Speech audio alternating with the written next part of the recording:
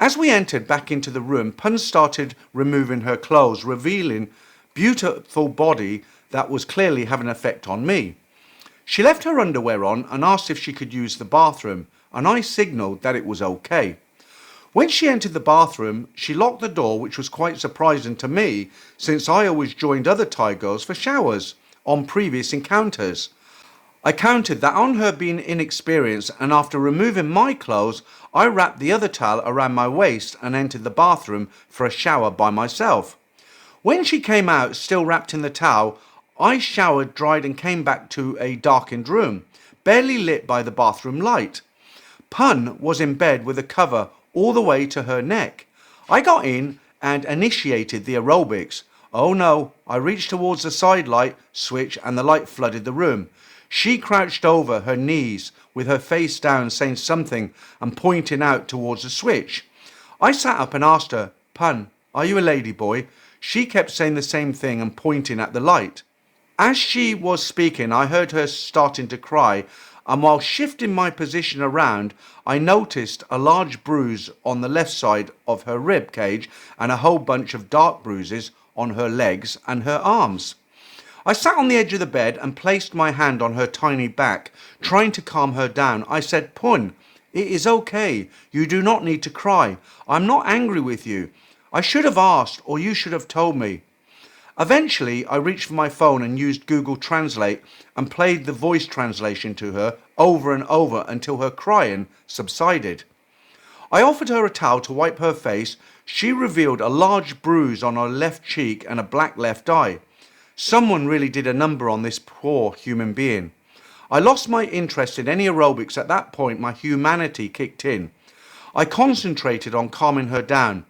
Eventually, she sat next to me with a towel over her lap, and we spoke at length about her situation.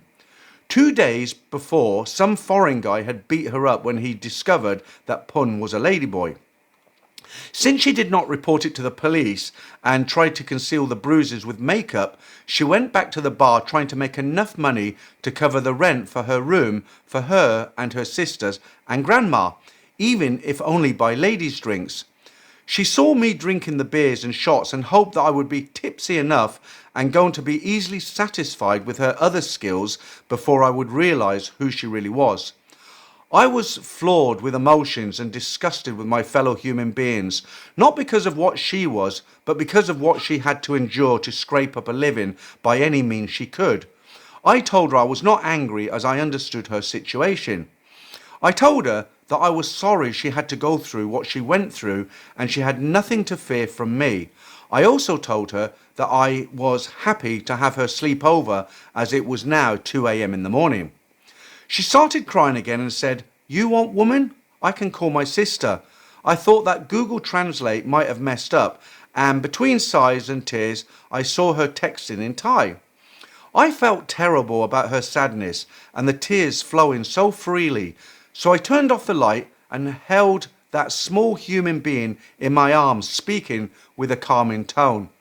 Eventually, I felt her body losing the tension and becoming more and more relaxed as she eventually put her hand on my chest, saying over and over again, "Thank you" in Thai. From here on in, things took an unexpected turn, which to this day surprises me. Having Pun looking up at me with her teary eyes in the dim light from the bathroom, with my hands around her body holding her in my arms and watching the gorgeous face, despite the bruise feeling her soft skin and her heart beating next to my chest, well, you guess what happened next. I did not expect it, and she definitely did not expect it. We were in the middle of some aerobics when I heard a light knock on my door. Pun ran to the door, and before I could even get out of bed, she had opened the door. I heard some soft but excited conversation, and the door closed.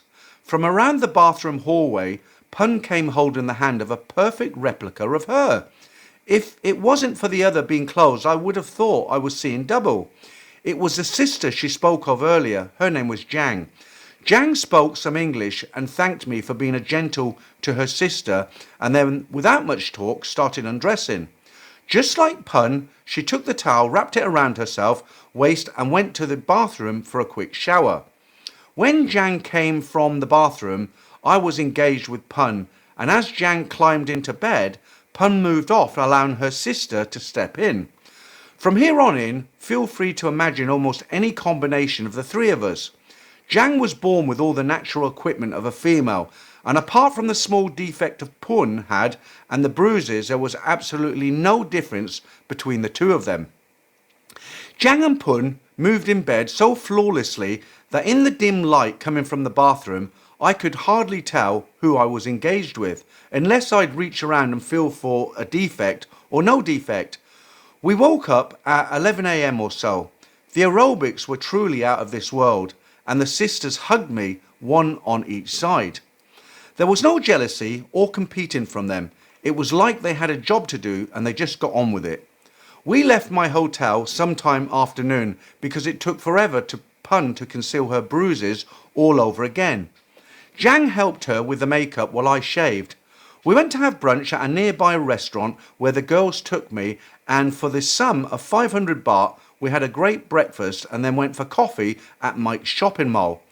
I remember this all vividly because during all that time, I was trying to look and make a distinction between the two of them and realised I couldn't. Those two were, with that one small difference, identical. Same small hands, same small feet, same smile, same everything. Walking around, we passed by McDonald's twice, but the girls seemed uninterested, which was a bit weird for me.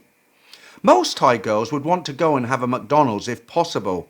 I suggested to Jang and Pun that if they would like to spend some more time with me, maybe we go swimming in the pool at the hotel later on.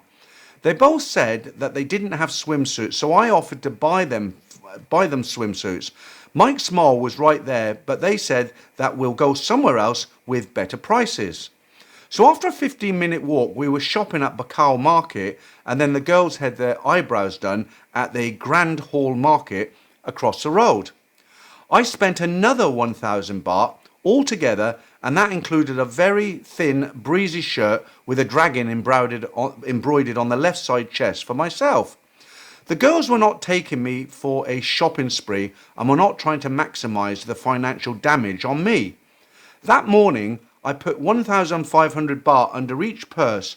When they jumped out of the shower, they saw the money, they both put their palms together and bowed their heads to me with a Y.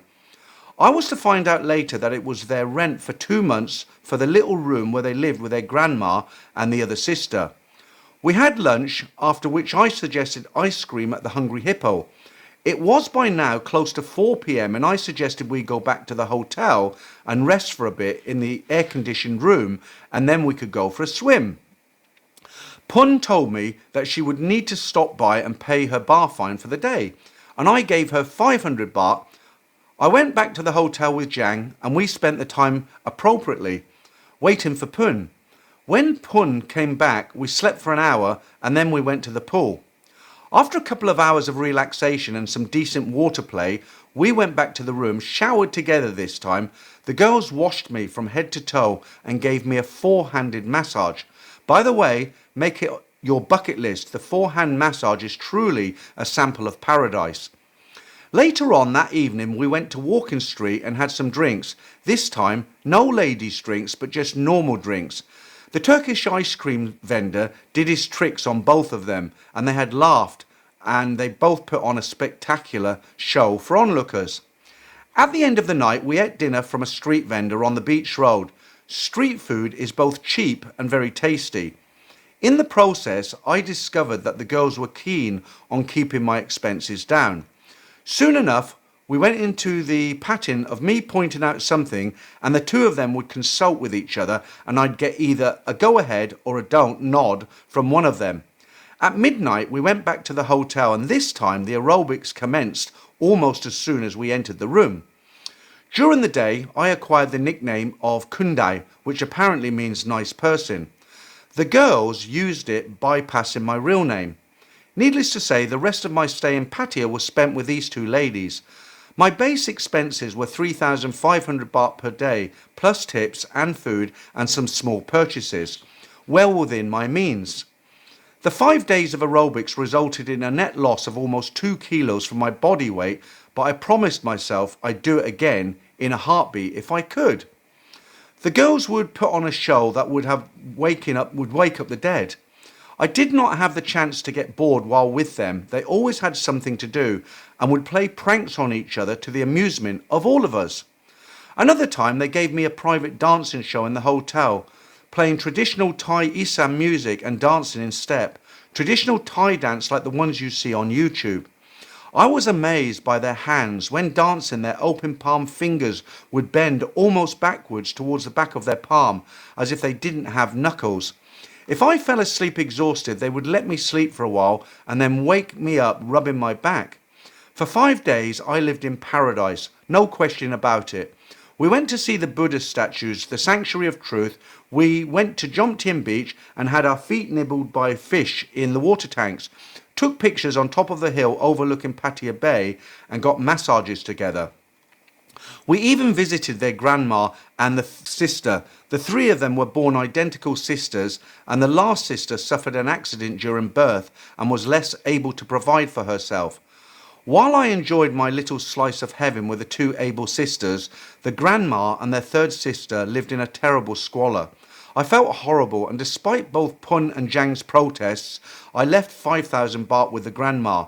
All good things eventually come to an end, and of course, when I left Pattaya, they both cried their eyes out and made me feel terrible on the way back to Suvarnabhumi airport. I left them enough to cover their rent for a year, and for once in my life, I did not feel bad. It was my idea and my choice. It made me happy to do so. Their personalities and company gave me a lifetime of memories. We kept in touch occasionally through the Line app, and 1 year later in 2024, when I could nibble another escape to Pattaya, I again met with Pun. Only this time, Jang had left Thailand, married off to some foreigner. Pun herself was actually going to join them as soon as possible. On Jang's passport, Pun showed me the picture of the guy who had endeavoured to take such a risky undertaking, and I must confess, he was by far more handsome than I'd ever been, even in my prime. Pun was out of the bar dating scene, only occasionally working for ladies' drinks and not going out with clients. The handsome Falang was sending enough to keep her from working in the bar. As for me, I wasn't classified as a customer anymore, and since I qualified as a nice person for Pun, it wasn't like she was doing something wrong and kept me company at night. A couple of times she even brought a friend to substitute for Jang. In closing, Thailand is a land of smiles and dreams for many, but for most it is a land of acceptance and tranquility, and should any of us be blessed to go there, please remember, leave your mean streak at home. Be kind to her people and do not behave like a barbarian.